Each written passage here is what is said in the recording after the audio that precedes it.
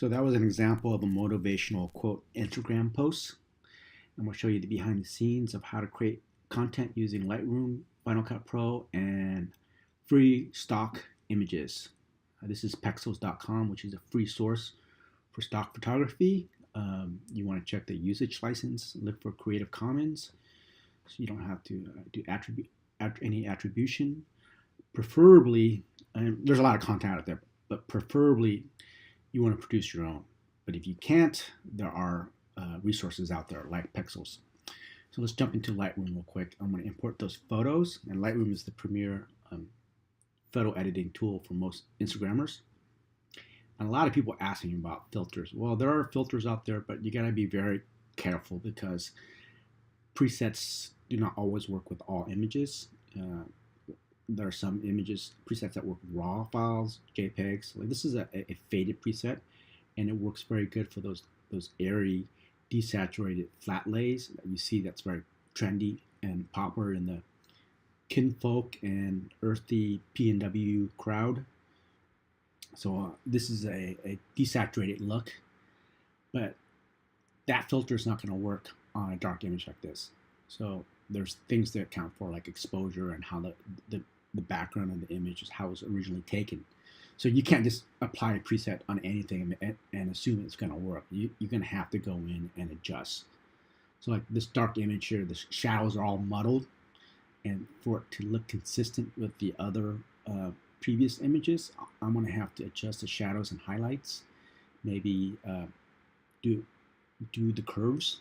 So I'll bring up the darkness, the dark areas of the background like that. So it's not as dark or as muddled as before. So here, sometimes again, applying presets may work. This preset is designed for light images, light white background or light background. So it's just a matter of clicking in. You can use like ViscoCam and Color Story on the smartphones and stuff like that, but it's not going to give you the same level of control and capability as using Lightroom. So again, that faded look, and these are, I picked out these images because they have that flat lay white background, so it's easy just to apply. So when people are asking for presets, you have to look at the context of the images that they are photographing. Not all images will work with certain presets, even the difference between RAW and JPEG. So let's jump into Final Cut Pro right now, Final Cut Pro X on Mac OS X. So that image I've taken from Pexels, after I've edited it in Lightroom, I'm going to put it in here. I'm going to make a 1:1 or a perfect square aspect ratio because that's the standard canvas. The image didn't really work with 16:9, so it works ideally here. I can adjust and move things around. So adjust the scaling so it fills up the whole screen. And what we're going to do here is a motivational quote video. So you see a lot of mem feeds that produce static images with static quotes, but applying motion text is going to be a little bit more engaging, more interactive, I would say. So I'm going to apply some motion text. I'm going to look for some titles that I have here. Again, in my previous video, noted that you can buy titles in bulk. You can buy like 30, 40 titles for like, I don't know, $30 off sites for Adobe Premiere or Final Cut Pro. I mean, there's plenty of people that make third-party titles. So this one, I'm going to make a introduction or interstitial text that comes in. So it's going to be a series of texts, kind of like some words. I'm going to adjust duration. I want to keep it under 10 seconds because longer videos, like this, for example, you can't have it that long. People are just going to exit out. So you want to adjust the pacing and the speed. Ideally, less than 15 seconds so you can reuse in the story. But here I'm going to do 10 seconds. So the cuts are going to be quick, about 2-3 seconds each.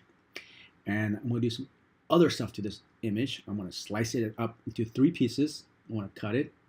It's called blade effect, where I just cut it. I'm going to cut it before and after, and I'm going to apply a transition, glitch transition, and in the middle, I'm going to zoom in. So for the next part of my video where the text comes in, the background is going to be a little bit, the canvas is going to be wider.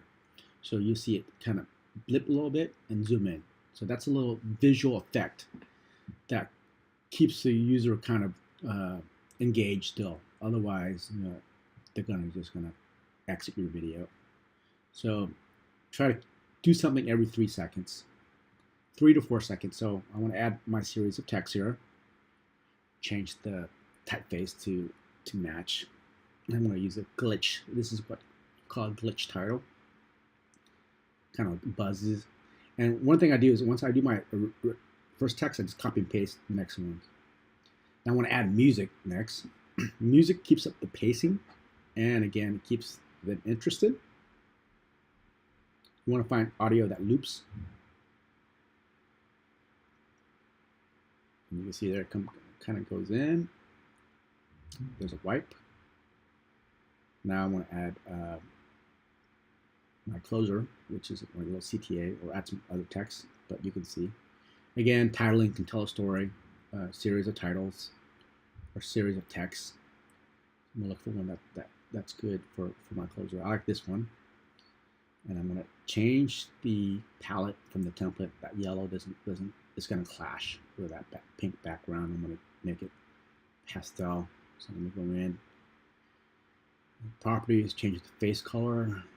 Go through my crayons and choose something kind of light and pink or close to it. That's better. And I'm going to do a little CTA, which is a call to action. I'm going to do kind of like tell the user to follow and like. So that's it. Let's look at the video so you can see this is what's involved. It's not that hard once you do it for a while.